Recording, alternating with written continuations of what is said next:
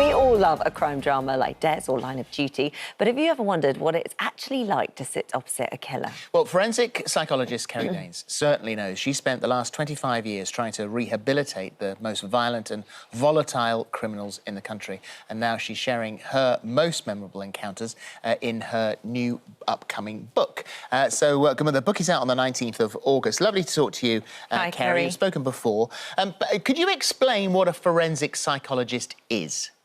Oh, it's such a varied role, so it's difficult to explain because no 2 days are ever really the same. So in a nutshell, I would say that I delve into the psyche of people who have come into contact with the law for whatever reason. So as you've said, it might be delivering therapy to somebody who's committed a crime, but more often than not, it's about answering questions.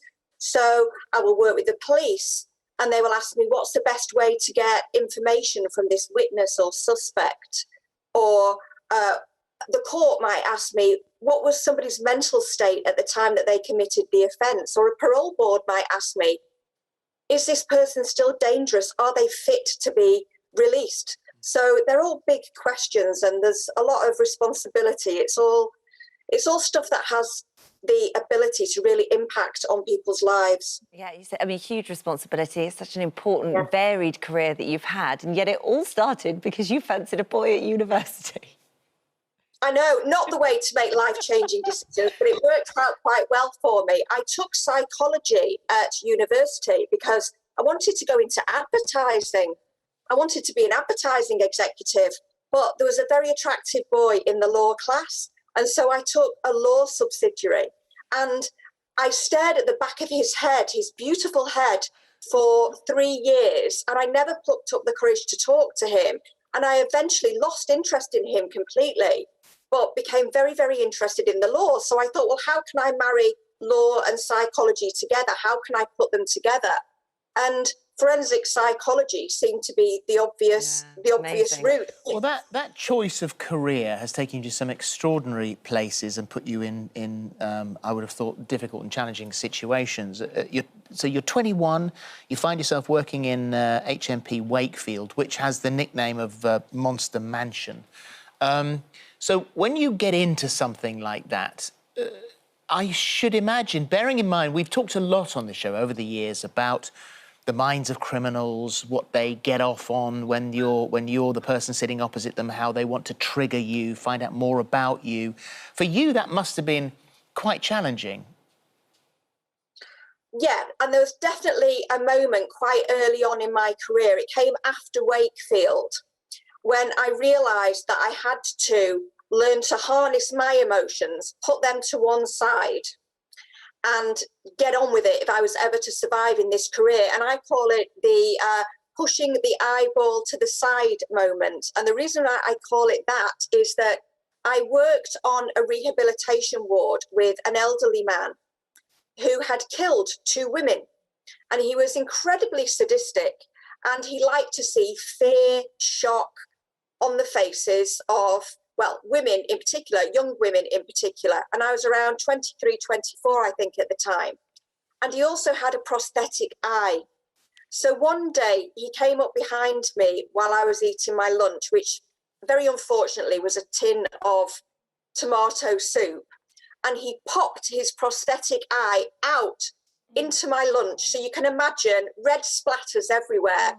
And when your lunch is staring back at you, you don't think logically. You don't think, well, this is nothing more than a giant marble. It's just a piece of glass. As far as you're concerned, it's an eyeball. It's a jelly piece of somebody's body. And I gave him exactly the reaction that he wanted because I screamed the place down. So I had to learn to think rationally, think logically, not with my emotions, and did it several times. And eventually I would just scoop his eyeball out of my lunch, put it to the side of my plate, and carry on eating. God, that's and eventually stopped. Well, you've been in some dangerous situations as well. With one person you were working with, they stabbed you with like a kebab knife. So I mean, that's, you know, this is dangerous work, and you work a lot on rehabilitation as well, and a skill that you have to learn, which I think probably is the hardest of anything you do, is having to go in with an open mind.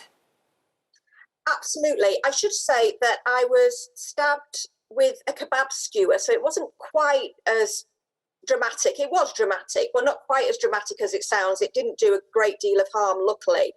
But my colleagues did call me Donna for weeks afterwards. Oh. But it doesn't happen very often. No, it doesn't happen very often. That's a very, very bad day. And I always say that if I were a nurse or I worked, you know, maybe even as a bus driver in A&E, then I'd be working in a much more dangerous environment. I tend to know the people that I'm working with. But yes, you do have moments. And I should say that my first book, The Dark Side of the Mind, is already on sale. So you can buy that now.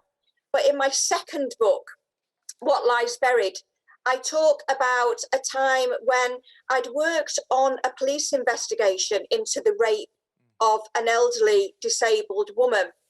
And I'd helped them plan their interview with her because she was a very, very vulnerable vulnerable witness. And we had a suspect. And the suspect was eventually convicted, very rare in rape cases. And I met him for the first time several years later when he'd been released from prison and he was in a forensic step-down unit. And as soon as he introduced himself to me, I immediately knew who he was. And because I'd worked with the victim, all I could think about was that elderly lady. And so I immediately felt very, very hostile towards him. I thought, yeah, you don't need to tell me who you are. I know who you are and I know what you've done. I felt a real sense of contempt for him, which is not helpful because you're never going to get the best out of your client, out of your, your working day if you're feeling hostile towards somebody. So I really had to take a step back. Just to finish up here, and this always fascinates me because you look at, so you've worked with the Yorkshire Ripper, Peter Sutcliffe, the Moors murderer, Ian Brady, Dennis Nilsen. You were on here talking to Eamon and Ruth about that encounter. He kept in contact with you. Can you rehabilitate someone like that? Or is it the way they are wired when they're born? Or is it perhaps something that happened to them with their family or outside their childhood experiences? Are there people you cannot rehabilitate? Well, people always ask me about serial killers and they make up a tiny, tiny percentage of the people that I work with, thank God. And they're not going anywhere. So they're going to spend the rest of their lives rightfully in a prison or in an institution. But generally speaking, I don't believe in evil. I don't believe in monsters. I believe in people, very complex human beings. And I don't think that you can sum up complex human beings in one word, and nor should you try. And I think that we're far too focused on the question of what is wrong with this individual. We want to put a label on them. Are they a psychopath? You know, were they born wrongly wired, as you say? And I think what we should be asking is what has happened to them? Because we are all the product of a myriad of experiences that we've had. There's a saying amongst scientists that genetics might load the gun, but environment pulls the trigger.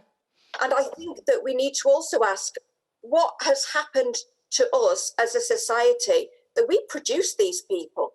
It's a very good point. Kerry, it's always fascinating. I could talk to you all day long, I really could. The new book that's out on the 19th of August is What Lies Buried. And thank you.